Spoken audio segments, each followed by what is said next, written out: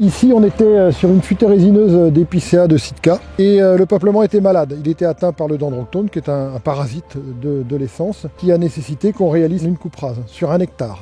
En accord avec le propriétaire, on avait décidé des itinéraires techniques de travaux qu'on allait mettre en place pour assurer la reconstitution de cette parcelle. Cet automne, quand les conditions météo étaient favorables, on a réalisé un broyage de surface pour aplanir le terrain, commencer à broyer également toutes les parties ligneuses, branches, etc. Et là maintenant, on intervient avec une mini-pelle, on appelle ça un culti sous-soleur. On ameublit le terrain sans retourner les horizons du sol pour que les petits plants puissent émettre leurs racines dans les meilleures conditions possibles et démarrer une végétation l'année prochaine dans les meilleures conditions. Ce qu'il faut bien comprendre, c'est que dans un sol forestier, on a une partie organique sur 20, 30, 40 cm. C'est là que se fait la biologie du sol.